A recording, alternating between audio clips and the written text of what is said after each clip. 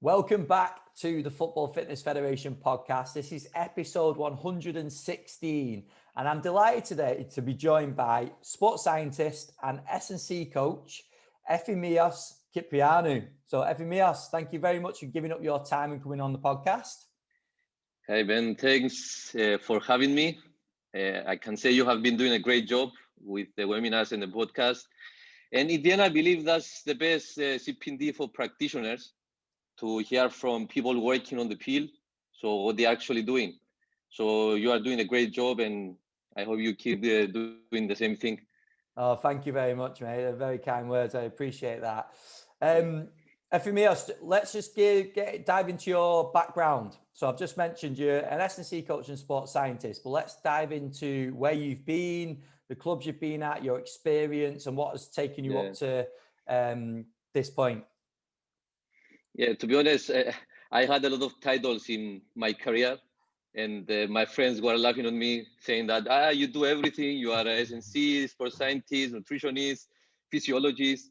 So yeah, I'm a sports scientist doing the job of S&C, because in the end, for me, it's just one thing.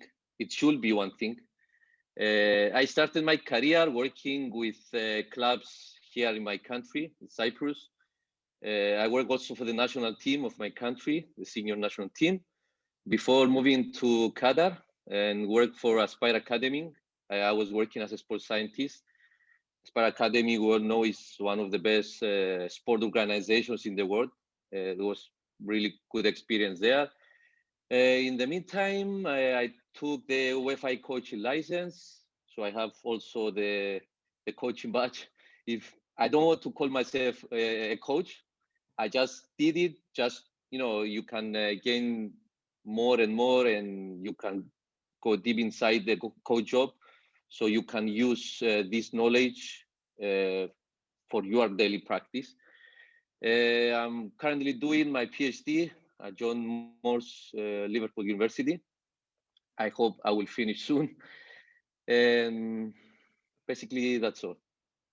And then you're currently looking for the next opportunity as well, aren't you? So yes. I left the team I was working in Emirates. I was working for a club there with a Greek coach, Christos Kontis, and now back in my for this job, the next project, doing some reading and trying to take advantage of the free time, because we normally don't have this opportunity. Yeah, that's a great point. And we'll go into that at the end as well, because I want to dive into some of the sort of CPD you've been doing in this time, but we'll save that for a little bit. But we'll start on, firstly, I really appreciate you coming on, because you've been someone that I've followed for a long time. And I know you're someone that puts out a lot of information as well. So thank you for doing that, because I always... Practitioners that do that, I think, are the ones that I respect the most, because you're not just working and developing behind the scenes, you're also willing to share as well. So I appreciate that from yourself. And one area we're going to touch on first is actually something that you put out on Twitter not too long ago with a poll. And that was how to measure the impact of sports science and possibly some KPIs that we're looking at from that. So I thought that would be a good area to start with, and get your views on it, on how we should measure the impact of sports science. Yeah, first of all, thank you for the kind words. I'm trying to share my work, and sometimes people are making fun of me. Why you share all your work? You show to people what you're doing, your exercises, your drills. But I don't see it like this. I have my blog. I'm posting a lot of videos, a lot of articles. My intention is to share with everyone. I get feedback.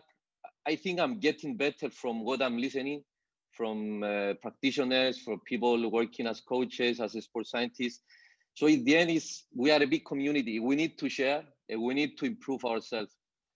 And going to the next question you said about the KPIs and how we would rate a fitness coach or a fitness department, I think that's something that all of us working in fitness industry, we are wondering.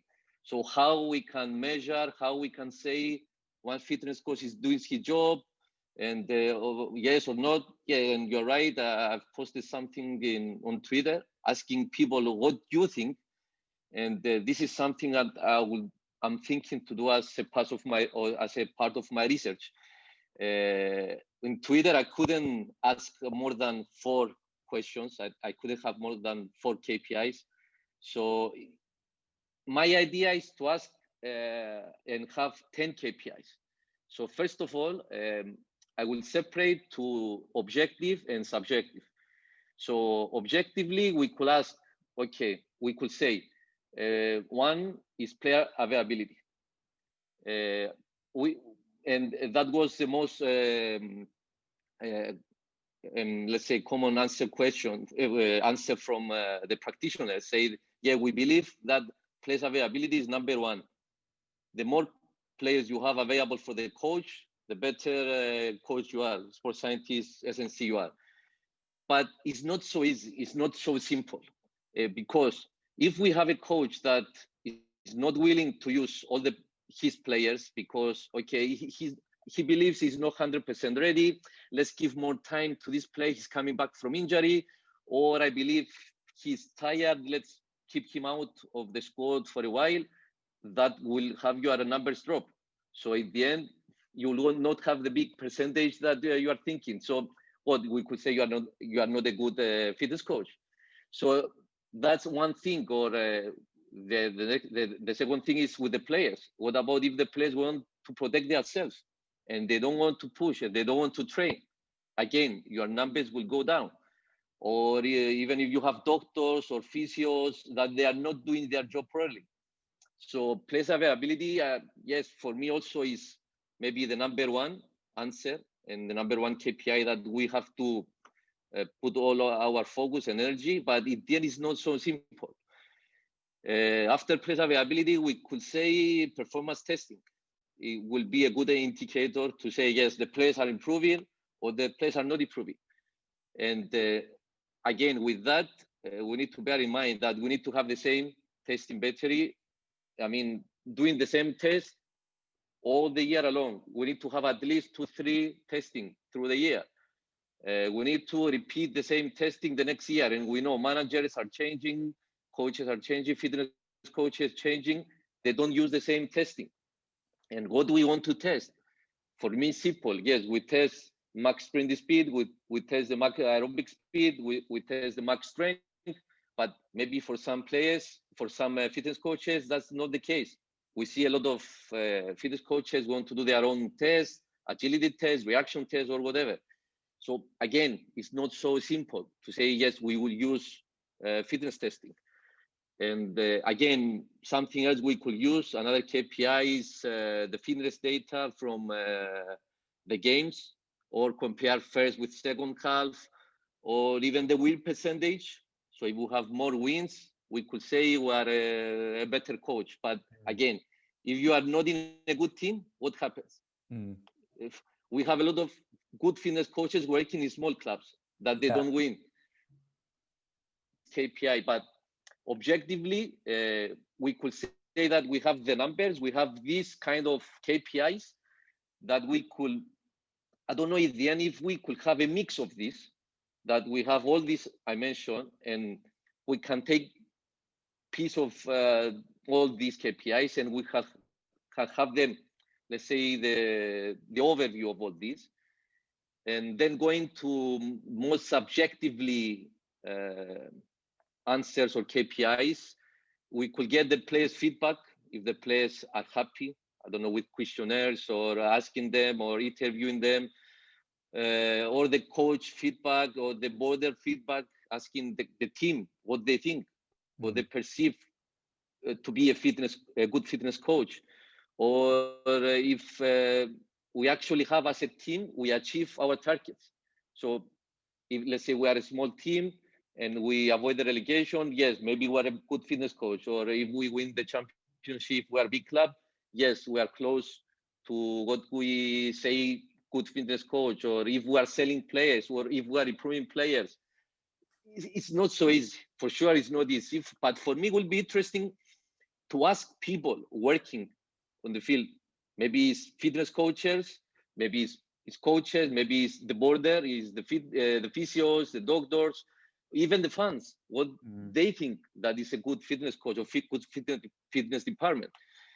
So I think it's something interesting. I don't expect, or I don't believe that there is straightforward answer that this is it, and we say that this is the KPI you have to use, and okay, we found the magic number.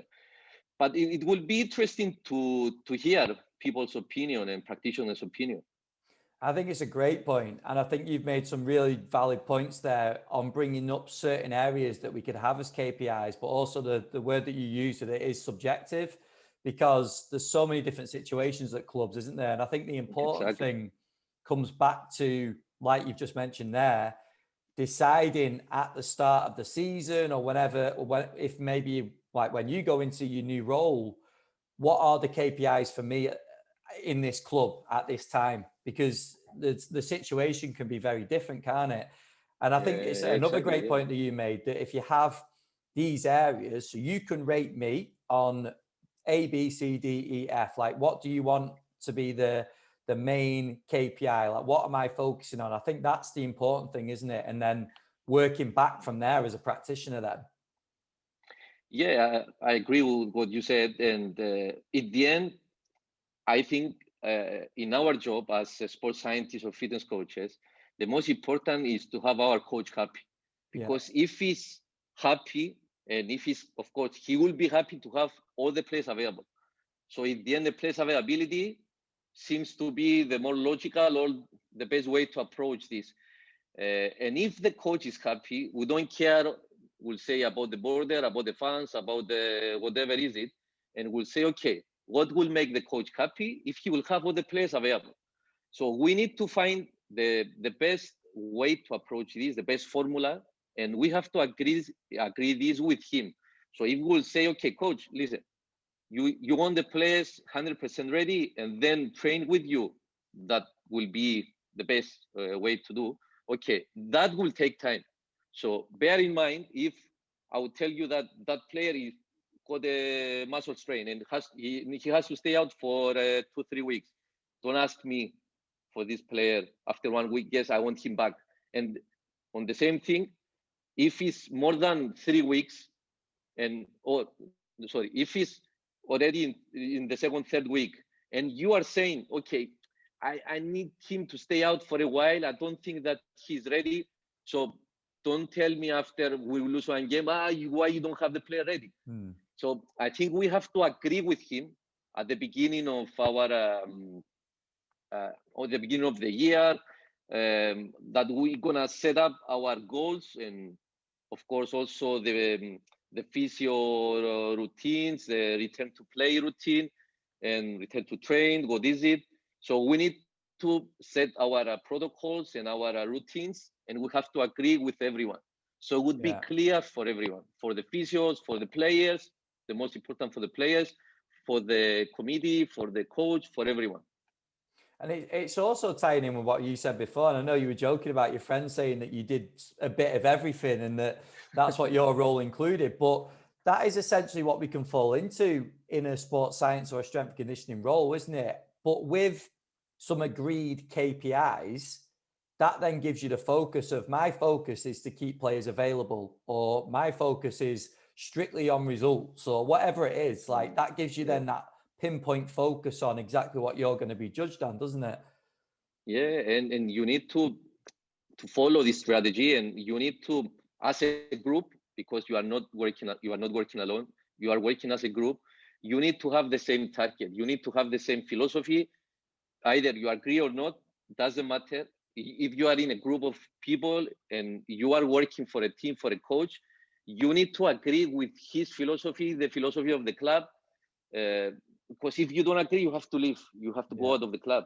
Because I cannot be there and say, okay, I don't agree with the coach. I'm doing my job, but okay, I don't agree with him. But whatever happens, I blame him that this is his fault. Or the other way around, he is blame me that is my fault. So we need to have the same philosophy, the same mentality maybe, and we need to stick together and follow the plan.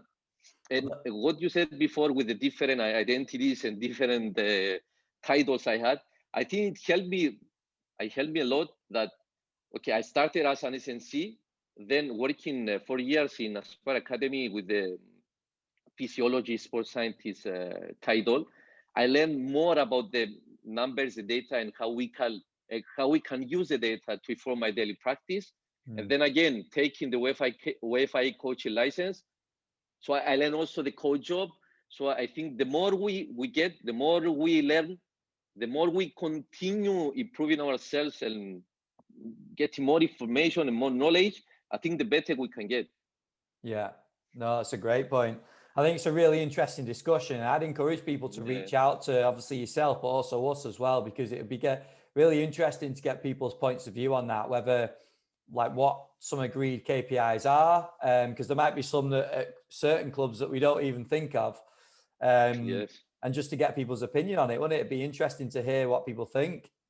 That would be interesting in any level, from a low level, in any country, women's, men's soccer, whatever is it, academy level.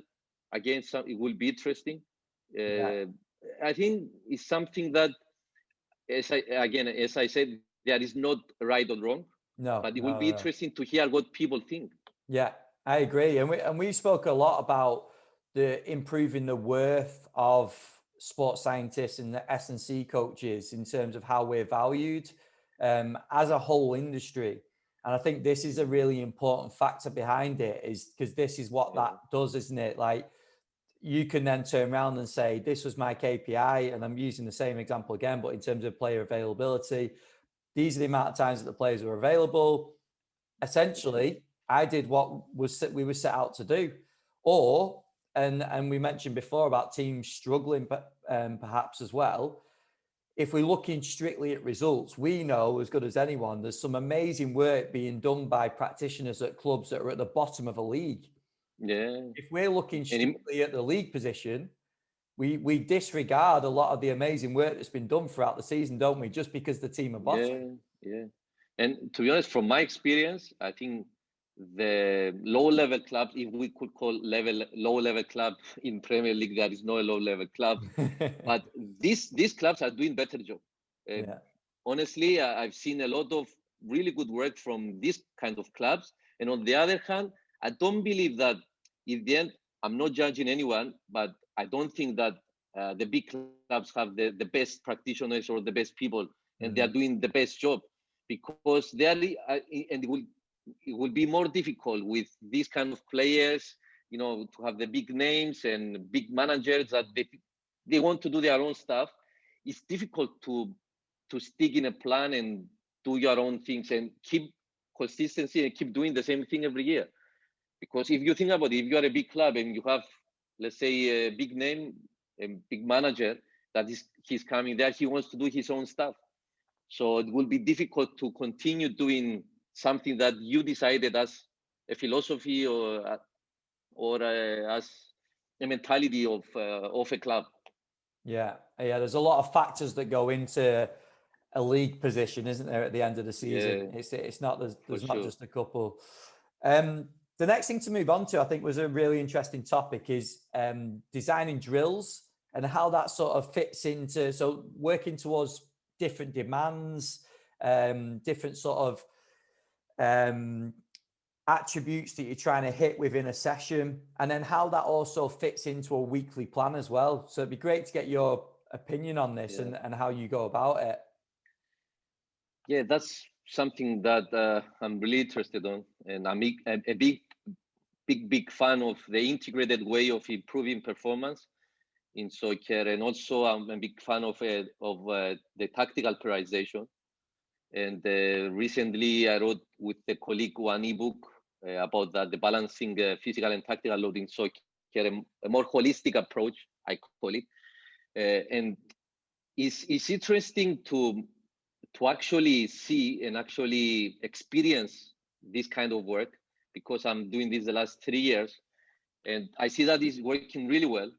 So for me, first of all, is to try to find the balance between training and recovery.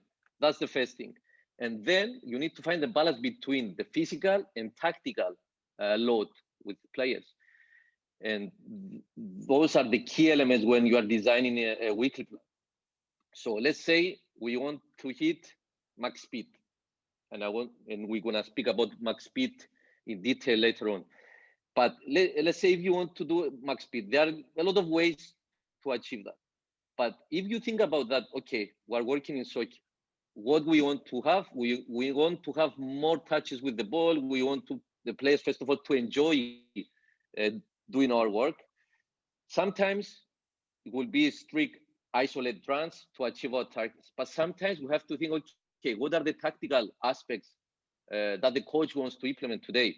So talking with coaches or making ourselves going to coach position, or even discuss with him, maybe it's better, and get to know what he wants from his tactical point of view. We can design drills that we can help us achieving our physical targets.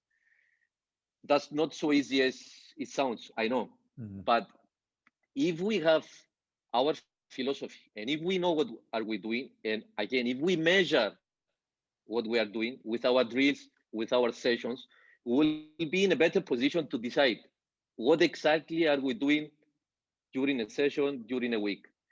So following, let's say, the tactical prioritization plan, and let's say we have a normal week, game, Saturday to Saturday. We could say we have the recovery blocks with a day off and a recovery session. Then we have the conditioning days. What I'm doing, I have strength, I have endurance. In these two sessions, what I'm doing the strength part where I am, let's say, overloading small spaces, neuromuscular activity. Is the first day after the game that we are actually doing training. So we want to avoid the big spaces, high speed running. So we keep small spaces. I combine this with strength work in the gym or on the field with more functional way of doing this. Again, combining this with some tactical aspects, maybe with a passing drill or small-sided games or whatever is it. Then we have the big spaces, endurance, and again something I've proposed and I posted recently is in the endurance day to combine this with speed, so have endurance speed together in one session. Because when we have big spaces, we cannot avoid the high speed running. So maybe it will be a good idea to expose to players to peak velocity to max speed, how you want to call it. So we can, in my part, the first, let's say 30 minutes where I have my warm up, I expose the players to max speed. Then the coach is doing his own work, the tactical work with big spaces. And then the next day, that is match day -2, where I had speed. So I'm focusing more on the speed of play. So again, mix to small spaces with, let's say, trying to find a way to have this session more as a recovery session rather than a conditioning day. So it's match day -2. The players are already tired from the two conditioning days. So having this kind of work, I found that is working really well. The players love it, and they are, let's say, regenerating during this day. And then again, you have the match day -1 with the reaction. And okay, that's the plan. But we cannot say this is it and you do it and you will succeed. It's not so easy, of course. But trying to have an idea and trying to have a plan will make things better and easier. And then you need to see the players individual. You need to see how the players are responding to this kind of work.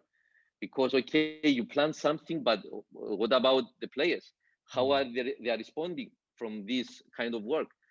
And I think that's why we have the GPS and the life with GPS, that this can help us avoid some situations, some harmful situations.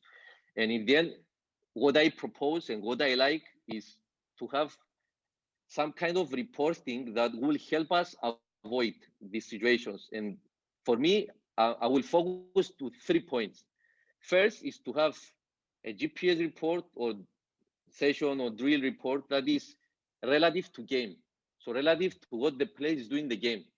So I have a strength day. Okay, how this is comparing with what the player is doing in the game. I have an endurance day. What is my target? Because you need to see the targets you have. You cannot compare all the metrics with the game. No, just the metrics that are important for the day. I have strength day. Okay, what is more important? The neuromuscular parameters. So I will take these parameters and compare them with the game. So first is relative to the game with the targets we have daily. Then is relative to place capacities. And now we have more and more people using the relative thresholds. And this is also part of my research. So how we actually get the players' capacities, let's say the best of each player in max aerobic speed, max sprint speed, applying this in our GPS reports and have relative to what the player can do physically, what he can do. And then the third and the last report is relative to same day type or the same training type. And what I mean with that, we have a strength day. So I will compare the same training type day for each player along the season. So if I have, let's say, 15, 20 strength sessions, I will compare this, have as a reference this kind of day for each player, for each position, for the whole team. So I will get a better insight, a better understanding of what I'm doing in my drills and what I'm doing in my sessions. Is that clear? I make myself clear. Yeah. No, it does. I've said a lot, and no, it's good. It's really good information because it's you're talking through the sort of thought process going into it as well, which I really like. It is really interesting to hear about the different ways of reporting. But with that as well, what I was going to ask is, so when you're talking about reporting, this is obviously for coaches, but it can also be transferred to how you report to players as well, can't it? Yeah. So what I'm doing myself, and I know that a lot of fitness coaches doing the same thing. I have three kind of reports. I have one for the players that they see what they are doing in the session. Easy. They just compare themselves with their teammates or by position. That's simple. Then I have the coach report where I show him a little bit more advanced way of comparisons with, let's say, players with position, same day type compared with the game, whatever is it. And then I have one report for myself where I have a little bit more advanced, where I use standard deviations, where I use more advanced way of analyzing the data with alerts and with the flagging system, where I get a little bit more insight that I think is not so interesting for the players, first of all, and for the coaches, because in the end, the coaches will ask, okay, we achieve our targets. Yes. The players, there is someone that has to do extra work today or tomorrow in the training, or someone was below our expectations or didn't work as we wanted. And again, we need to set up our targets for each player, for the day, for the session, for the week.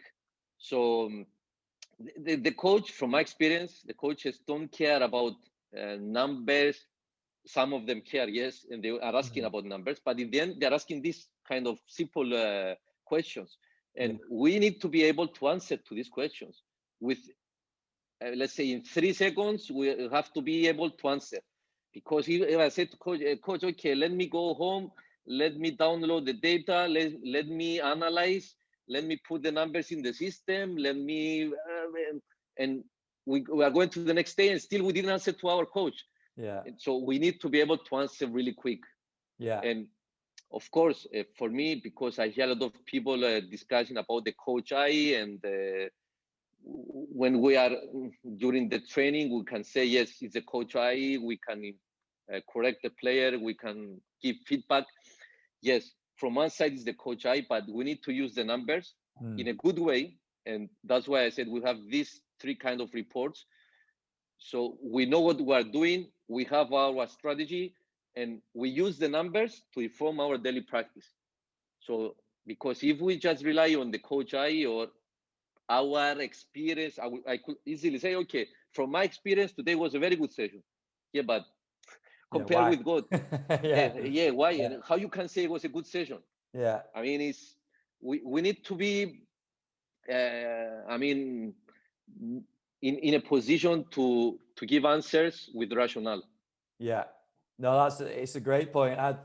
It is interesting to hear that because you're dealing with three very different groups of people there, aren't you? In terms of like sports science S&C, more sort of technical coaches that just want, like you said, they want the answer there and then. And a player, if you start spouting loads of information and loads of numbers to a player, it's just they just want to hear like, where did I compare to him or her, or where did I compare to myself like a few weeks ago? That's all they care about, isn't it? Yeah, and to be honest, the players, they are coming to me and asking, no, coach, I did my job. I was good. I was good. I have to do something extra. And you know, when you engage the players in this process, and I think that's, and I feel really good when this happened, because there are agencies that say, I cannot tell you, and that's confidential. Why is confidential? Yeah, This is something that we have to give this information to the players. First of all, because we have to give this information. Simple as that. And they are no secrets. They did their job. Okay, we have to show them. And using the live is a really, really good way of engaging the players. We have a target, a max speed as a target today. We want to achieve above 90%. We want to have 2-3 efforts above 90%. Okay, look, Mr. John, Mr. Whatever is your name. This what you did in the training, and that was our target. yeah. So the players, and something else, it will be good to engage the players first of all, but we have to educate them. We have to first of all respect their work. We have to show to them what we are doing, and I like to do kind of presentation to my players when we are in the preseason. So I'm doing one, I call it wellness presentation, where I present it to the players what will be our recovery strategies, and our daily routine, weekly routine after the game, before training, when the questionnaire, or is performance testing as a part of the wellness monitoring. So in that way, the players can understand why we are doing, and they have to trust us. Okay, these guys, they know what they are doing. Okay, I will do it. I'll give my best. So engaging the players in this process, it will help us understand, first of all, their needs, because we have to be close to the players. We need to understand their needs, and we need to be close to them daily, and we need to understand how they feel and what their daily needs. Yeah. Of course. It's tying in really nicely this with what we talked about before in terms of determining KPIs. This is basically determining KPIs with the players now as well, isn't it? Saying that this is how we're going to judge both of us on how we go throughout the season. This is our recovery. This is what we need to do. These are the steps we need to take. And if we don't do that, we know we're not doing our job, whether that's you or whether that's us or whether that's us both. Yeah, I totally agree with that. And, you know, I think more and more we see fitness coaches, even coaches, adapting a more, let's say, more realistic or more human approach with the players. So we are going close to the players, because you want to be a leader, and being a leader, you need to give a good example to the player. And if I'm a coach that I don't discuss with my players, or I don't want to let's say explain them what are we doing and why we are doing it, the players will be okay. I would do whatever you are saying to me, because I have to do it. It's my job, but I will not give my best. I will not give 100% of what I can do. But engaging the players with that, educate them, saying yes, we do this because of this, then have a little bit of competition between them is a good way to achieve our targets. And of course, the players most of the times they are like kids. they like to enjoy. They like to enjoy their time. They want to have competition. They want to have targets in their sessions. And I think we need to bear in mind this, and we need to design our drills and sessions with this kind of philosophy and idea. Yeah. Because we need to have enjoyable sessions. Of course, we need to achieve our targets, but we need to have enjoyable sessions. Yeah, we've got to engage people, haven't we? And to do that, we know Yeah. that we don't want to just be going through the motions. We want to be engaged. We want to have some competition.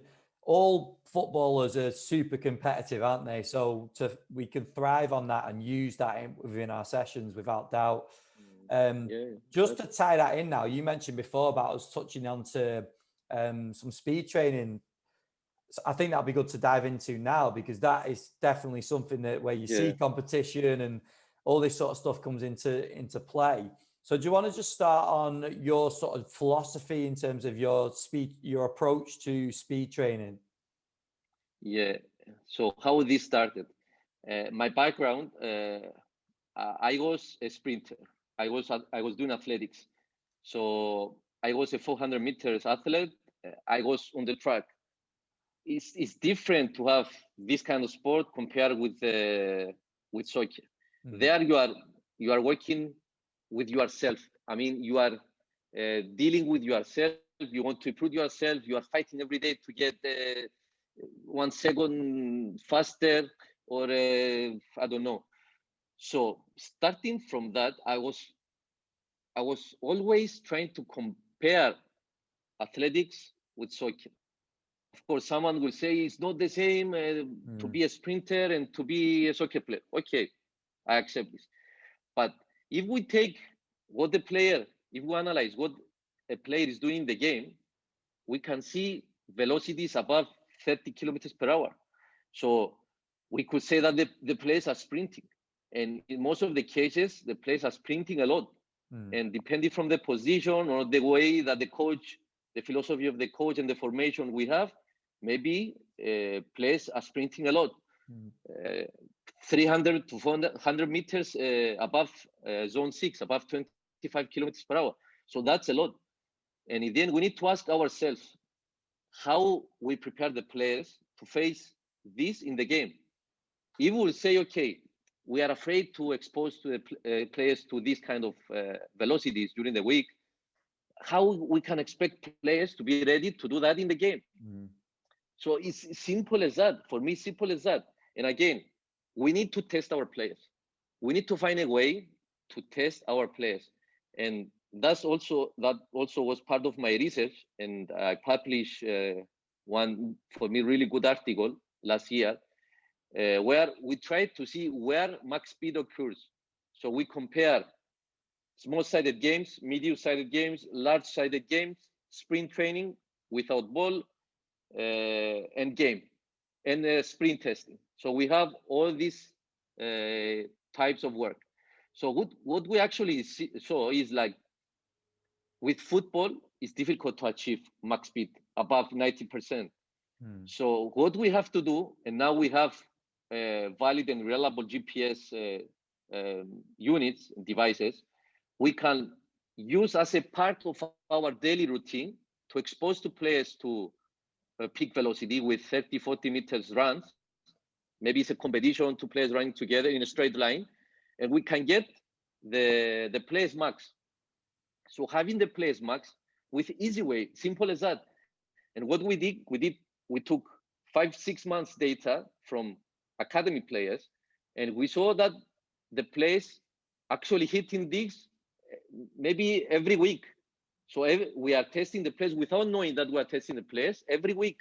So doing the sprint training, we are very close to players max. So exposing to players to these kind of velocities and having the best and the max of each player, we can then analyze what we are doing every week, compare it with that max. Because thinking also the injury prevention point of view, we need to expose the players to these kind of velocities.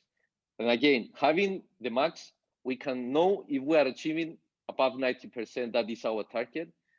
And thus, the second outcome of our study is that most of the times during the game, the players are around 90% of their max speed. So this is a really valuable message for practitioners. So we know that when we're exposing to the players to their maximum, it's not only performance related, it's the injury prevention point of view. So because some would say, okay, why you're exposing to players to their 100%, maybe every 2 or 3 weeks? Yeah, because that's a part of our injury prevention routine. Not because we are thinking that the players are sprinting, yes, they will get better in their in the game. No. And as I said before, with the reporting, that's why it all starts from there, from this. We have what the players are doing in the game. We have the players max of physical capacities, and then we have what we are doing in the session or in the drill. So that's why we need to understand, first of all, this. We need to accept that the players are sprinting. That's I don't understand how still there are people saying that don't expose players to max speed. I don't understand this. And I've posted a lot of videos showing that max speed is decisive in the game. You see, offensively or defensively, how a sprint can change the game, scoring a goal or avoiding a goal. Yeah, that's the truth. We can all think of situations where that's been key, haven't we? Like exactly. And one offensive or defensive sprint can make volume of difference in a game. It's simple as that. But of course, we need to bear in mind the match-to-match variability when we are profiling the players, and we need to bear in mind when we are playing with, let's say, in what kind of level of team we are, and how we play, how we want to play, so how the coach wants to play. And that's why we go into the training methodology that you asked at the beginning. For me, I have it very simple. And I'm always trying to explain this to my coach. So I have 3 ways of, let's say, 3 training methods. First is isolated. So as I said, I have the players in a straight line or a curve running or whatever is it, just without a position, without ball, just sprint with pairs as a competition, with flying start or reaction start, whatever is it. It's just simple run, achieving my target. The easiest way to do, you can do it in 3 minutes. Getting your players warmed up and hitting 2-3 sprints, simple as that. In 5 minutes, you achieve everything. That's one way of doing this. Then we have the more functional way of doing this. And when I'm saying functional to our sport, which is soccer. So what is functional? Using ball and using football specific, let's say, movement to achieve the max speed. And of course, the purpose is to achieve the max speed through the 4 moments of the game, defensively or offensively, with transitions. That will be the ideal way of doing this. And using transition will be easier to achieve this, from my experience. And then we have the tactical way of doing this. That is strictly, we could say, strictly close to what how our team is playing. So here we're getting, let's say, the coach insight of how he would like the team to play, and again, offensively or defensively. And I will give a simple example of teams pressing high on the pitch. So having a big space behind.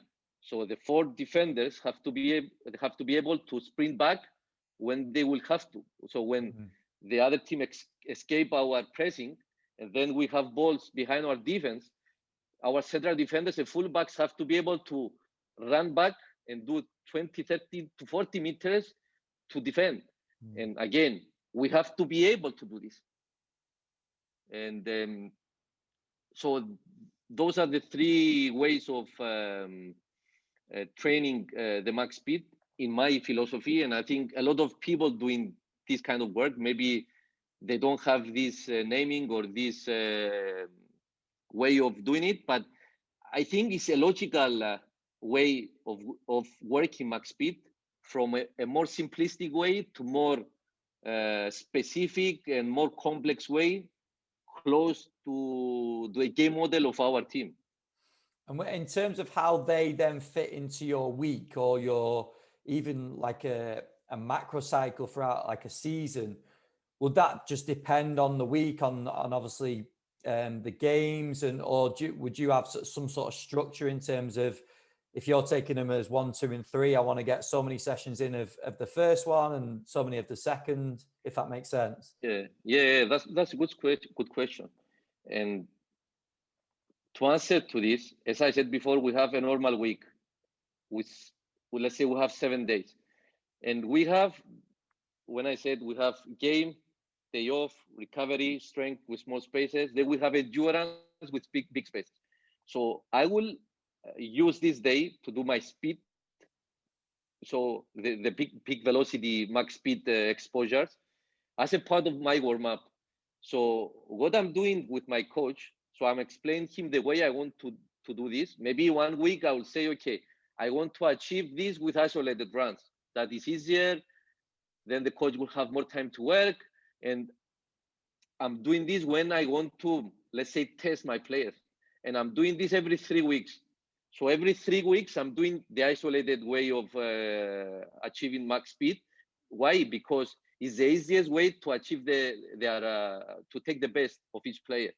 Because when I'm using the functional way or the tactical way, I'm around 90%. So monitoring these two training methods, I saw that I'm achieving around 90%. So when I want to hit the 100%, I'm using the isolated way. When I want to work the more, let's say, close to the game, closer to our game model, if it's more tactical way of work, I'm using the functional or the tactical. And then it's up to, okay, which will be the opponent, how tired are my players, because there are weeks that I plan to do volume of work, but in the end I decided to change it because I got the information beforehand with wellness that my players feeling fatigue, they feel sore, they feel whatever is it, because maybe we changed something in our routine in the gym, or the coach did more time in the yesterday's session, or maybe a lot of players had a lot of, I don't know, other problems. So I'm trying to adjust my work based on how my players feel. Of course, I have my plan, but in the end, I have to adjust to my players' readiness. Yeah, brilliant. That's basically having those tools in the toolbox, isn't it? And pulling them out when you need them. Exactly. Just different ways of hitting it, but essentially. But I think that's really good. I think that was top. I'll move it on now because I'm just wary of time. But we'll go on to some quick fire questions just to finish up. Yeah. So the first one for yourself, and obviously these are based on you and your career so far. So who have been some of the biggest influences on your career so far? I would say I have a lot. Yeah. And yeah. I would not mention a lot, and I will split this in three parts. One part is my brother. My brother is an athletic coach. He's working in University of Georgia, where he's a head coach there. He has Olympic medal athletes. He's the one that inspired me to work with sports. So he's the one that gave me this, let's say, spirit.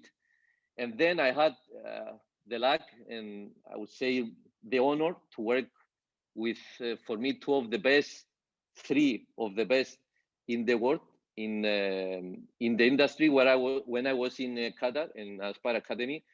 So I worked close with Alberto Mendez Villanueva, who is the author of the Tactical Prioritization book, who helped me a lot to understand how to apply the S&C job to a more realistic way, I could say.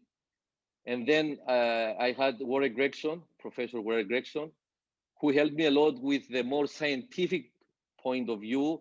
helped me a lot with my PhD. He's my PhD supervisor, along with Matt Weston and Hani Al-Haddad, Mr. Vaste Di Salvo, Mr. Daniele, all these people that helped me while I was in Aspire. They gave me a lot. I'm really thankful to them. I really appreciate their time and their effort and what they did while I was in Aspire. And I think I proved a lot. And of course, then I have the last part, the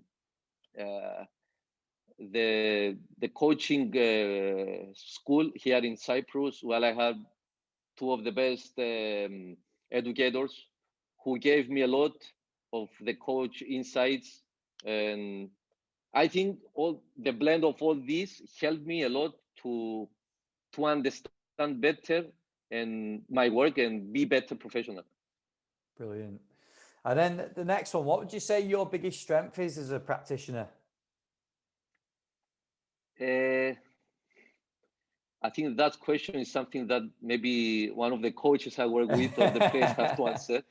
But if you ask me, I would say that I'm trying to be close to my players, to hear my players, and also the thing that I got a little bit of everything, a little bit from sports science, a little bit from the SNC job, a little bit of the coaching job.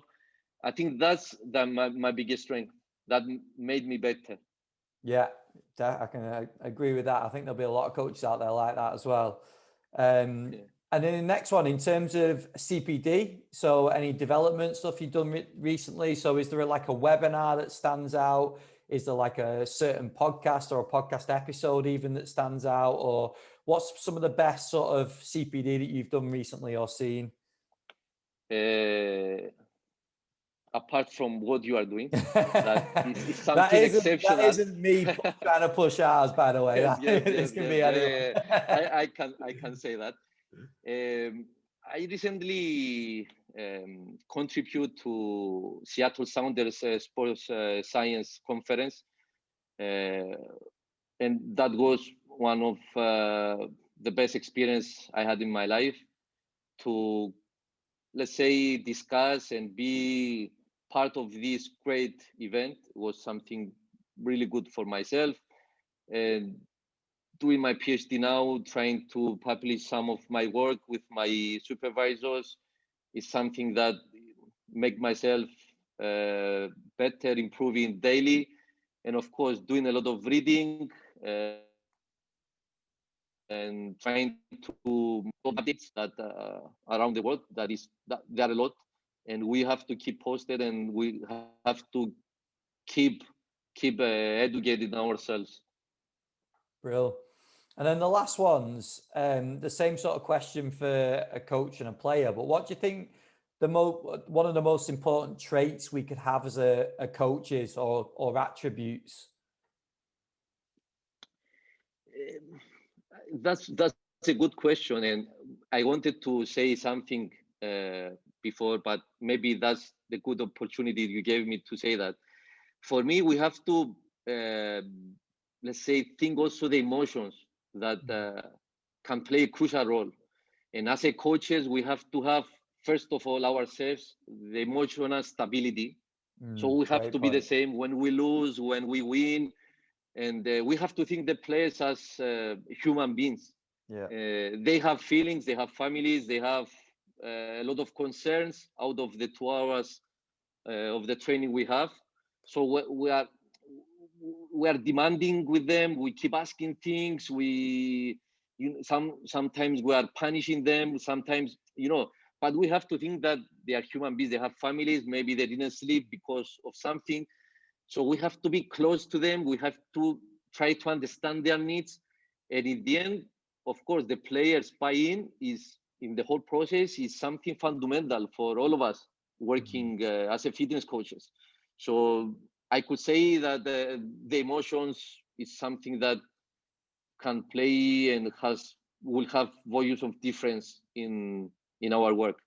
Yeah, great point. Really good point. And then the final one, from a player's point of view, so with the players that you've worked with, what do you think some of the sort of standout attributes? And obviously, I don't mean necessarily on the pitch, but just in sort of personalities, or what are some key things you think need to come from a player?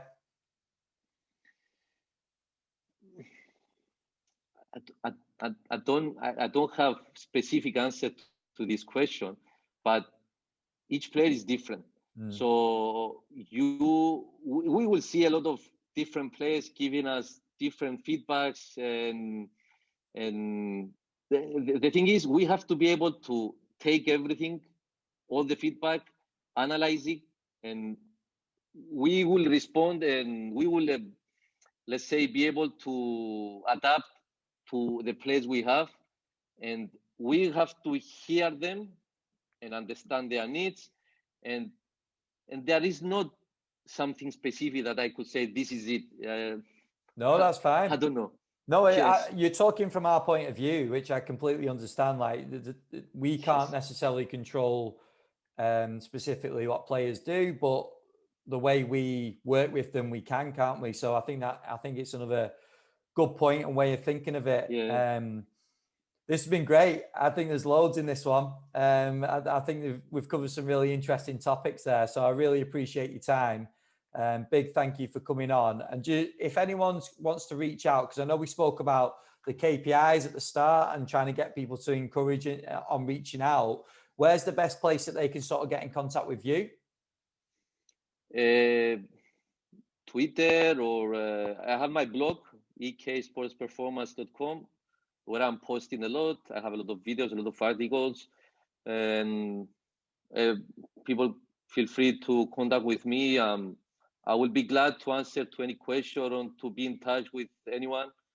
And I had a lot of, let's say, contacts and emails the last few weeks. And I'm the person that I like to be close to professionals and try to help as much as I can. Awesome. Well, I do encourage people to reach out, because I know these can be some really important conversations that we can have as well. So yeah, I encourage people to get in touch, and huge thank you to yourself for giving up your time Thank you, today. mate. It was my pleasure. No, it's great to speak Thank to you, mate. I really appreciate it, and we'll stay in touch. Yes, for sure. Thanks a lot for your time. Thank you, mate. Thank you.